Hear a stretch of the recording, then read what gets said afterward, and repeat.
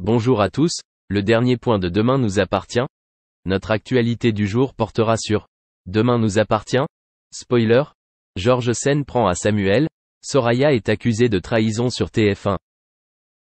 Georges, Mayel El Ajaoui, remporte sa première victoire en envoyant en prison le dangereux Samuel, Axel Kinner, qui est revenu à 7 après avoir reçu l'autorisation de son père, Renaud, Pierre Dinaï, de retrouver Victoire, Solène Hébert, dans Demain nous appartient sur TF1. Mais d'ici fin janvier 2024, il continue d'être blessé, ne serait-ce que par sa présence.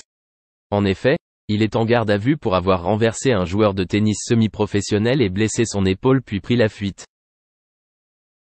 Depuis, un homme qui n'a rien à voir avec cette histoire a tenté de se venger, d'abord par des menaces de mort puis par des attentats contre Renaud, puis Victoire.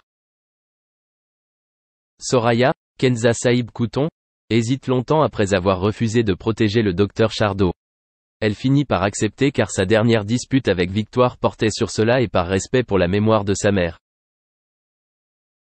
Elle a finalement réussi à obtenir sa libération conditionnelle sous contrôle judiciaire mais lui a demandé de respecter celle-ci ainsi que le retrait de son permis et son devoir de diligence. Georges, furieux, vient vérifier personnellement la libération de son ennemi. Après s'être adressé une première fois à son adversaire, Georges se tourna vers Soraya et tenta de la culpabiliser comme si elle avait trahi quelqu'un. « Et tu le protèges, tu n'as pas honte star ?» Il a ruiné la vie de Victoire, mais cela ne lui importait pas. Renaud tente de protéger son fils. Georges menace Samuel au cas où Victoire ne se réveillerait pas.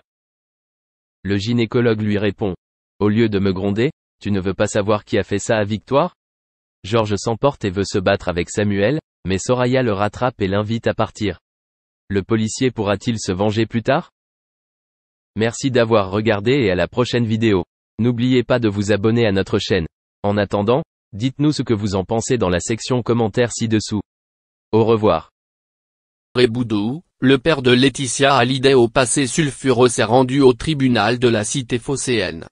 Suite à son excès de vitesse très élevé en mer, dans une zone jugée plus dangereuse survenue 12 mois auparavant.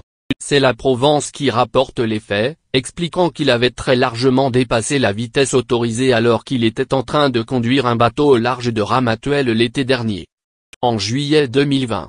En effet, André Boudou naviguait à près de 20 nœuds environ 37 km/h, alors qu'il n'aurait pas dû dépasser les 5 nœuds 9 km/h. Le père de Laetitia s'est rendu seul au tribunal, entièrement vêtu de noir et masqué, comme l'indiquent les journalistes de la Provence. André Boudou était convoqué par le délégué du procureur ce vendredi après-midi et a accepté de régler la somme de 375 €. Afin d'éviter toute récidive et en espérant qu'il se rende compte des dangers de son comportement, il a participé à un stage de citoyenneté sur la sécurité en mer, au rez-de-chaussée du bâtiment. Mais ce n'est pas la première fois qu'André Boudou se retrouve dans un tribunal. André Boudou a déjà dû s'expliquer par le passé avec des policiers et autres juges, lui qui a été accusé de diverses infractions. Dans les années 1990, déjà, ce gérant de boîte de nuit avait été accusé de violence, de faux et usage de faux, ainsi que de travail clandestin. Il finira par faire quelques mois de prison. En effet, en 2007, la justice l'a condamné à 24